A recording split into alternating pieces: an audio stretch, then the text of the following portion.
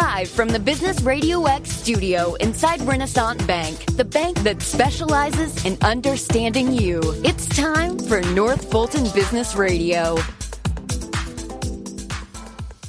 And hello, everyone. Welcome to yet another edition of North Fulton Business Radio. I'm excited because I've got a great guest today, but also this is number 199. We're almost there. Episode number 200 is coming up, folks, and we've been at this for almost 4 years, and we're excited about the business leaders that we featured here on North Fulton Business Radio. And just a reminder, we are coming to you from the Business Radio X studio inside Renaissance Bank in Alpharetta, and are excited about the work that we've been able to showcase here and the guests we've been able to showcase over those years. But let's get right into it. Today, you're connected more than ever, whether it's your friends, your family, or your life. Renaissance understands how you bank, offering the mobile banking services that you need. Renaissance also knows that sometimes you need to speak to real people with real answers in real offices that you can actually find, like the one we're in. That's why they have more than 190 convenient locations throughout the South ready to serve you. For more information, go to renaissancebank.com. Renaissance Bank, understanding you, member FDIC.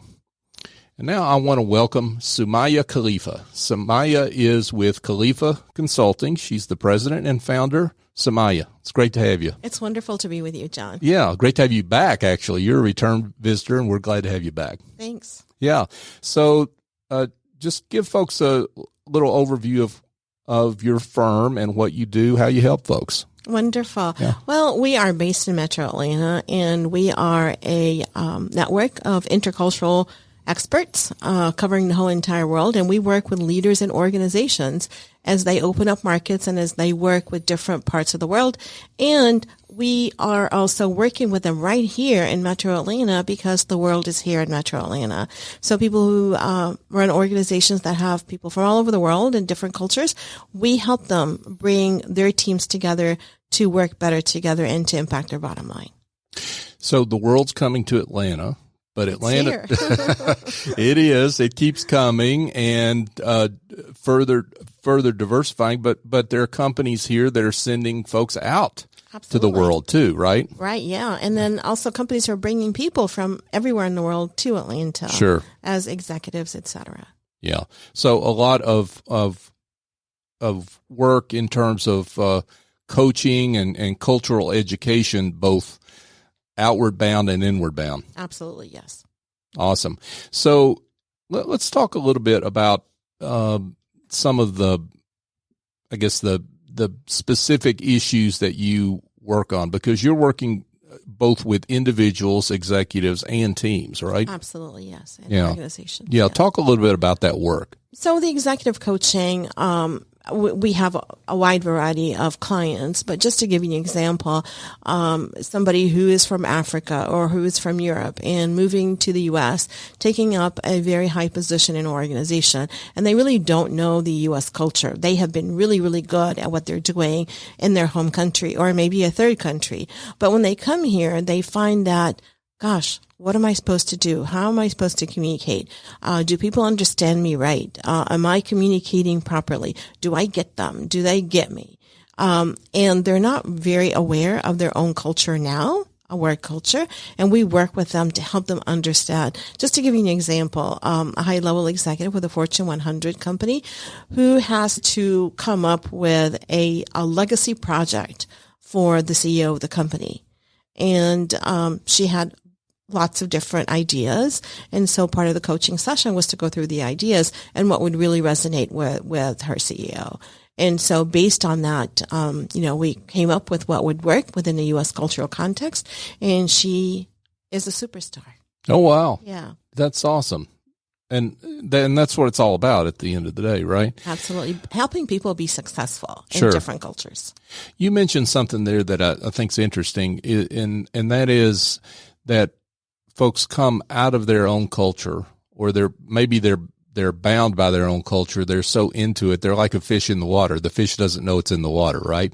Yeah. Until it's out of the water. Yeah. Maybe that's a good metaphor for that. I love it. Yeah. I'm so going to use that. Okay. Be my guest. But you're you're really helping folks understand more of as much their cultural background and what that projects as the culture that they are entering into. It's raising self-awareness. That's the first part of it. Raising self-awareness, giving them awareness of what their new environment is like, identifying what is the gap and what could be some of those gaps that would create barriers for them, and what do they want to do about it. So it's not going in and say, okay, you've moved to the U.S. or you've moved to England, so all of a sudden you need to be U.S.ish or, British or whatever. Sure. No, it's making decisions. We want people to be authentic and we want them to be very successful. Let's talk a little bit about you personally, Soumaya. You're from Egypt originally. I was born in Egypt. Yeah, yeah. So talk about your journey and how you got to Atlanta. Wow, that's a long journey.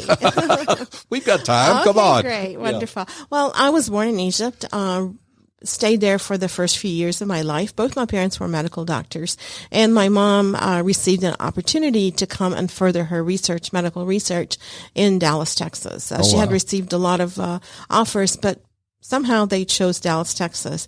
And so I used to go to French Catholic school, and so did my sister and also my brother. And all of a sudden they came and said, okay, we're moving. And we said, what? Just realized that we did not speak English. I only spoke Arabic and French. Oh, wow. And just knew a few words in English. And so we all moved to Dallas, Texas in June, and it was very hot. Just as it was in Egypt. And so that was a commonality, but my world really turned upside down. So this is one of the experiences that I take with me to my clients. So when I work with my clients, I bring my whole life to them.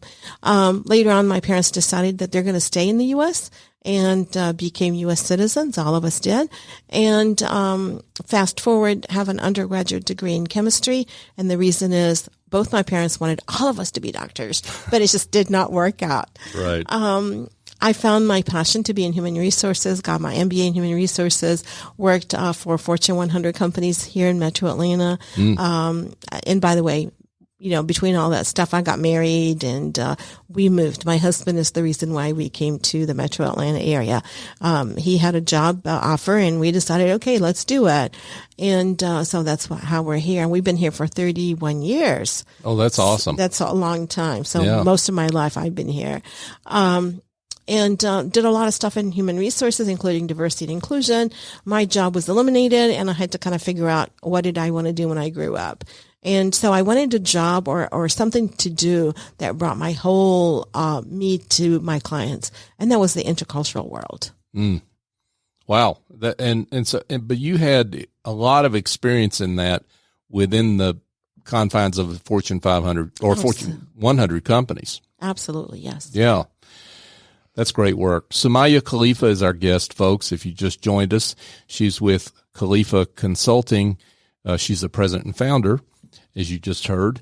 Let's talk a little bit about diversity. So lots of talk about what diversity is, maybe. You might want to address that, but why does it matter beyond the obvious? Well, diversity is everything that we have in common and everything that makes us different. And a lot of times we think of diversity as race and gender and maybe, different generations in the workplace and maybe sexual orientation.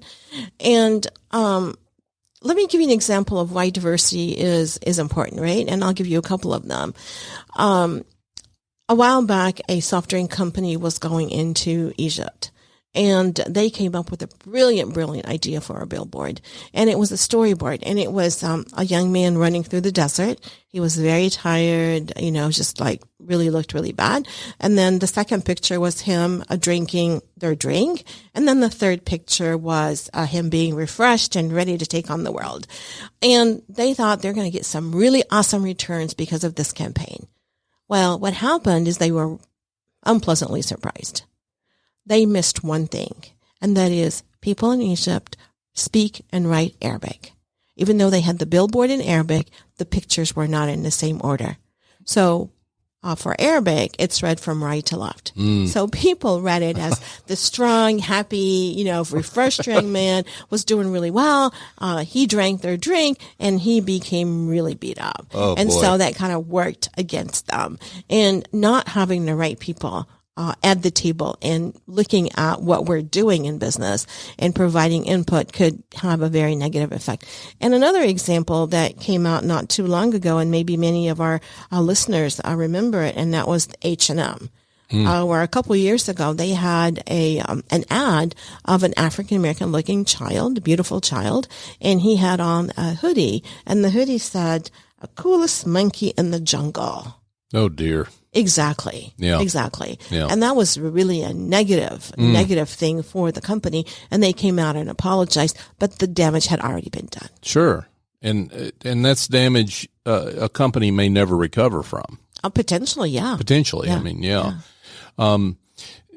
So, I think there's a lot of studies that have been done. I'm familiar with some of them, that in terms of the returns that companies show because they have a diverse workplace. Absolutely. That they're more than the companies whose workforce is not less diverse.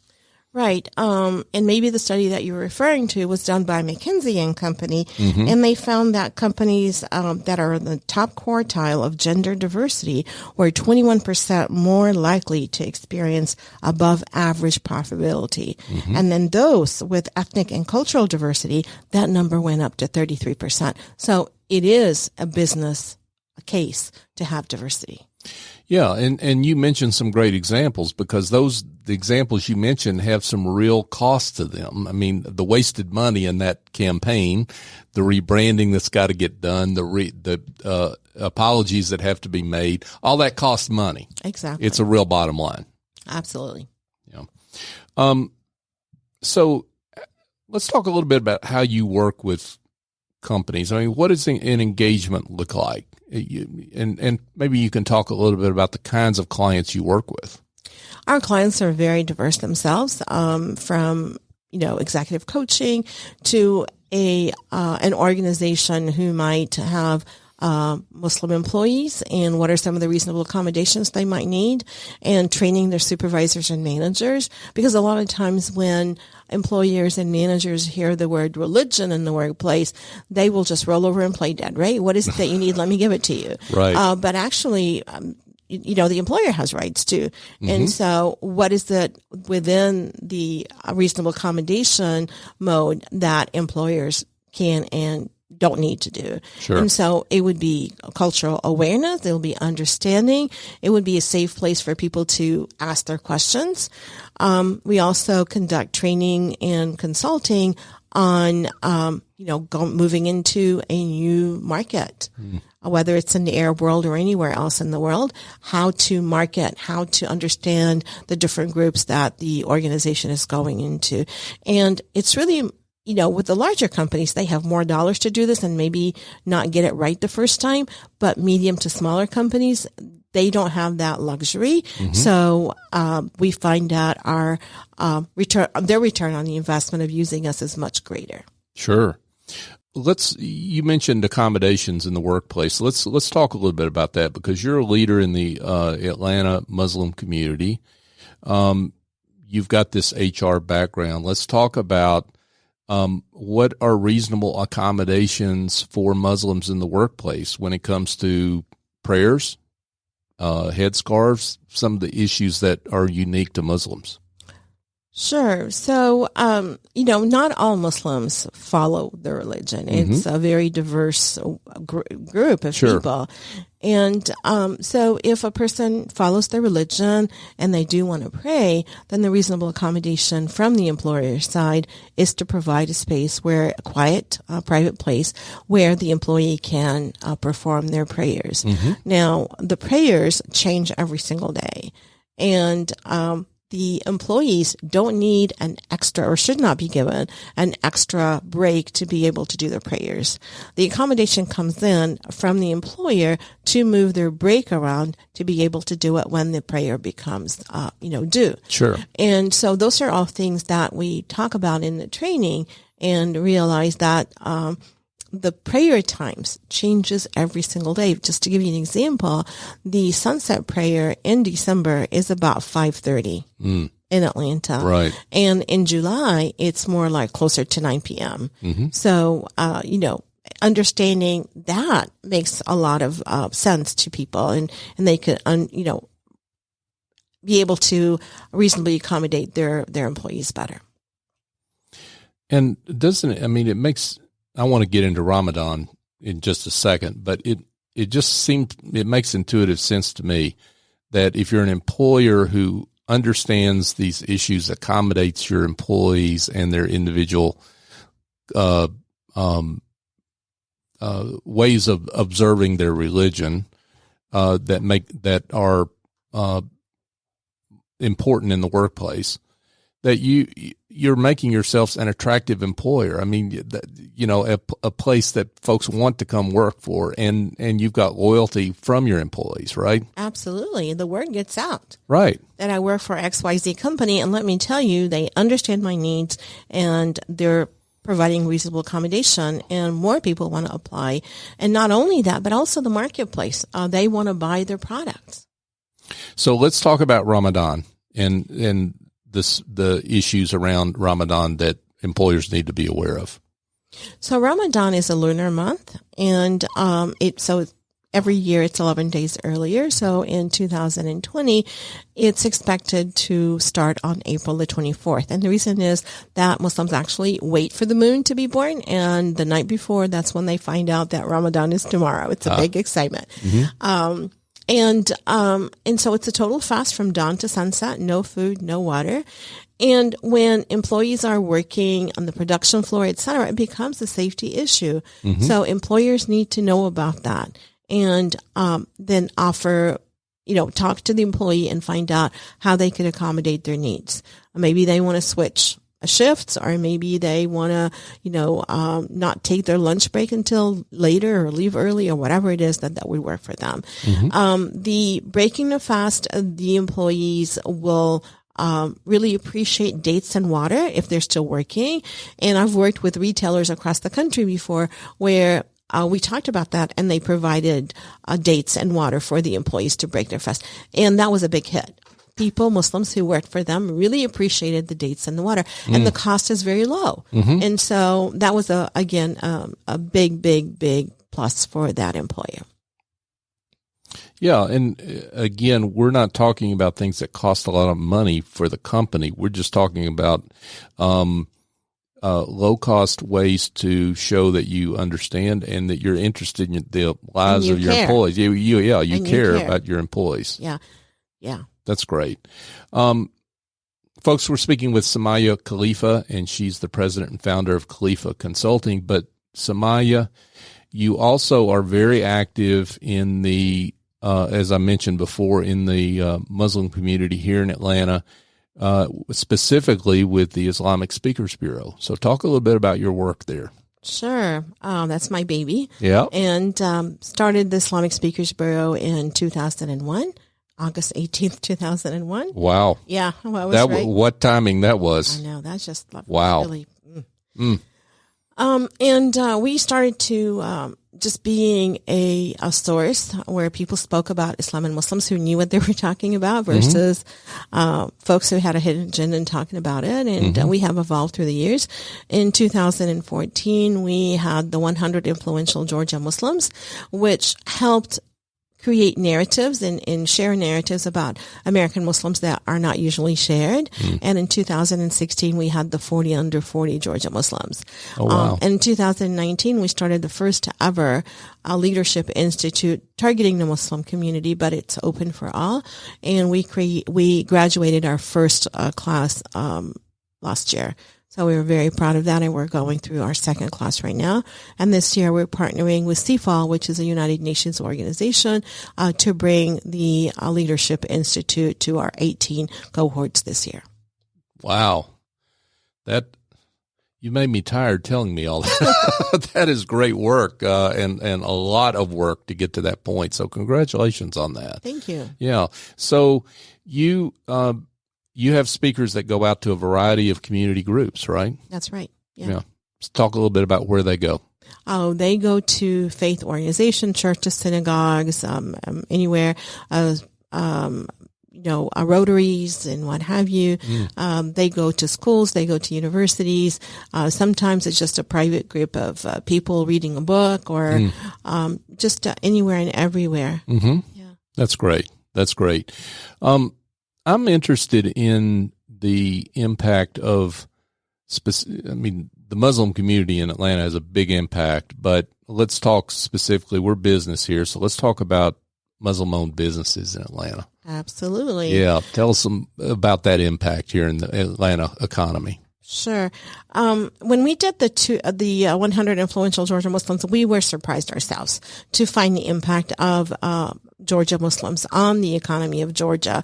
We found that about 10% of all medical doctors in the state are actually Muslim. And that's a big number when you look at about the population of Muslims is about 1% and 2% of our population. Mm-hmm. So in Atlanta, there's about 125,000 Muslims. That's a guesstimate. And in Georgia, 150,000.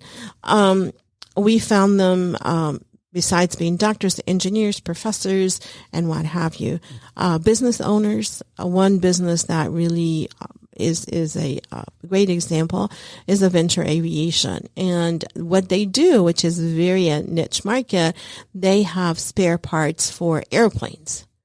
And they were recently awarded the best exporter for the state of Georgia. So they're doing great work. And when you visit them in their warehouses, you see the planes that we ride on every day. You see a seat, you see this, you see, oh my gosh, how can this be? I only see planes all put together. Sure. So it's really fascinating business. And their president is Zahir Faruqi, and he has been recognized for so many different things across the state and the world. Wow, that's awesome. And creating Georgia jobs. Absolutely. Right. Absolutely. Right. So have you done any work around the impact of Muslim-owned businesses in the economy? I mean, what that adds up to in terms of because that would be very interesting. That would be interesting. Yeah.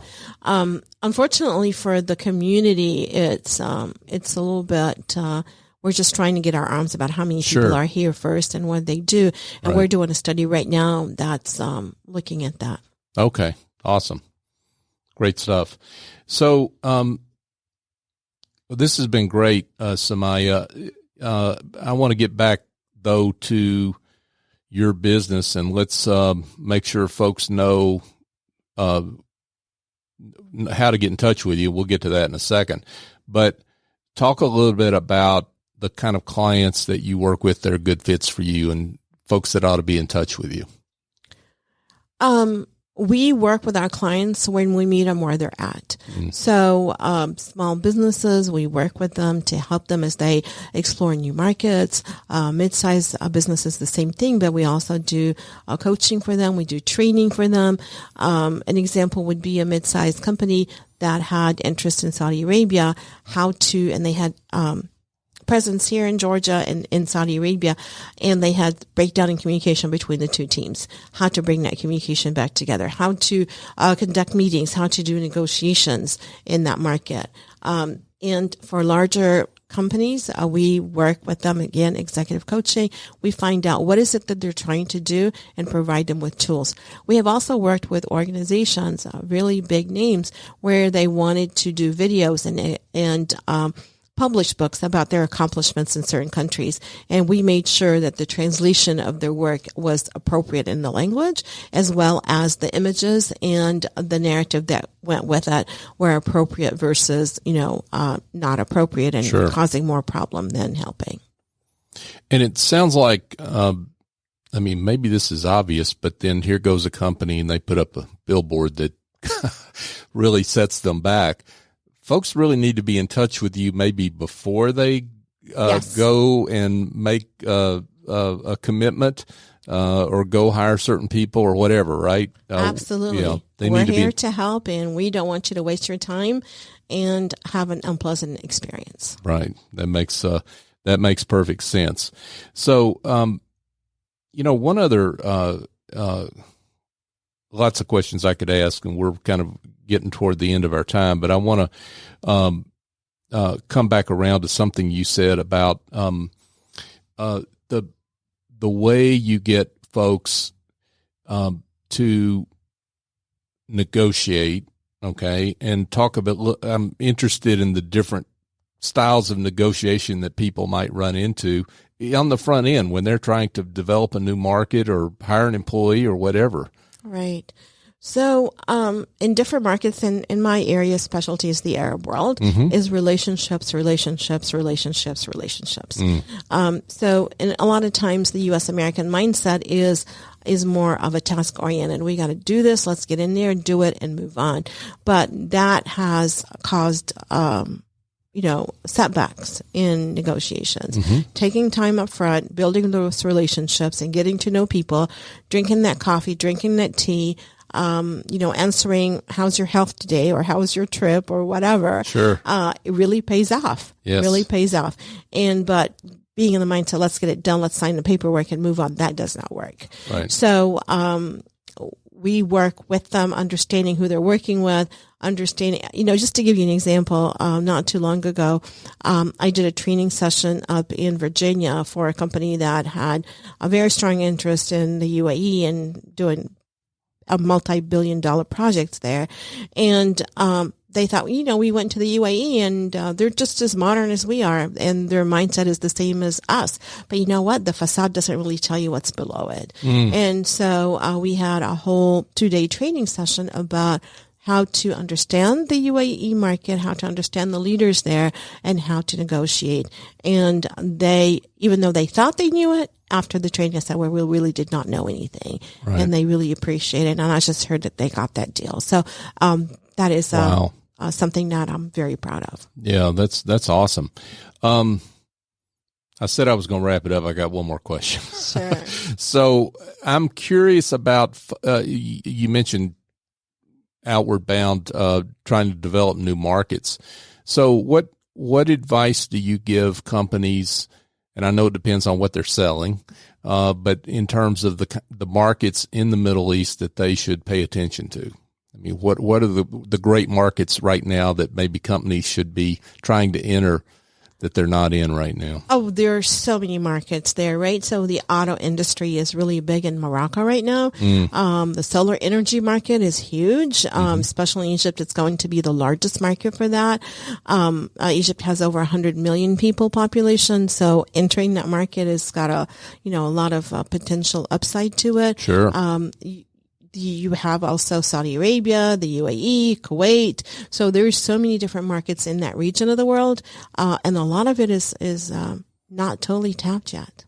And, I think a lot of us in the West and specifically the United States, we look at all these markets and think they're all homogenous, they're right? Not. And they're not. They are not. They are not. Understanding nuances within each of those markets, and also how to maneuver through that. How to maneuver through that and understand politically, economically. There are so many different layers to understand. Demographics.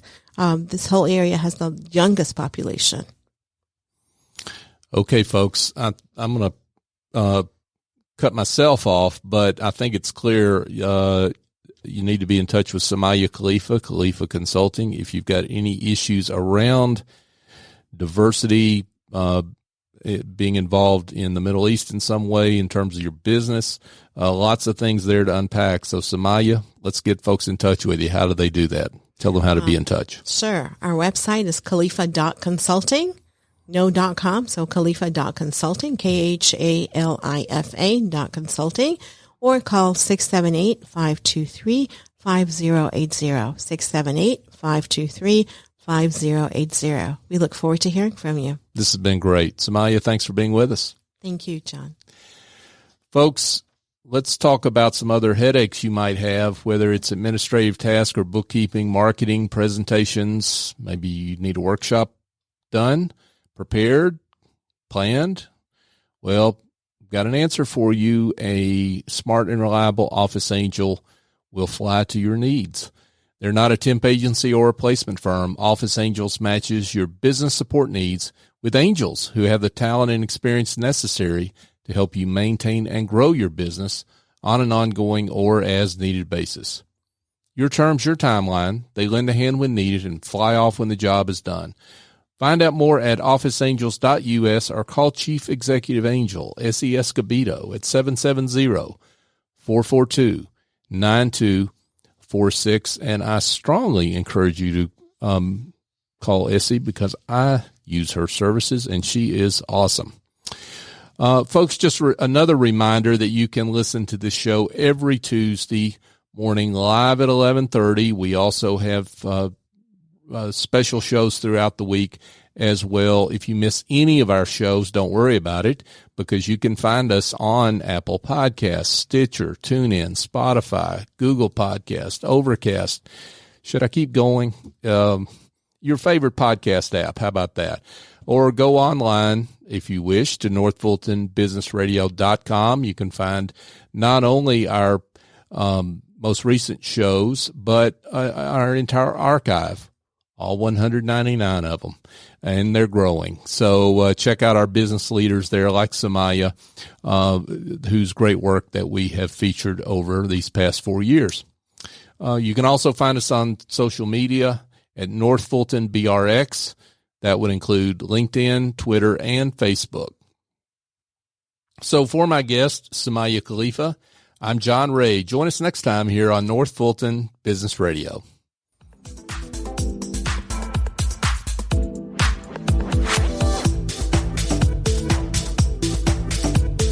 Renaissance Rewards Extra is the checking account that checks all the boxes. Roadside assistance? Check. Cell phone insurance? Check. More than 400,000 local shopping discounts? Check. Up to $25 per month in ATM refunds and a great rate? Check. All in an easy-to-use mobile app. To open an account or find out more about Renaissance Rewards Extra Checking, go to renaissancebank.com or visit us at any of our more than 190 locations throughout the South. Renaissance Bank. Understanding you. Member FDIC. Equal housing lender.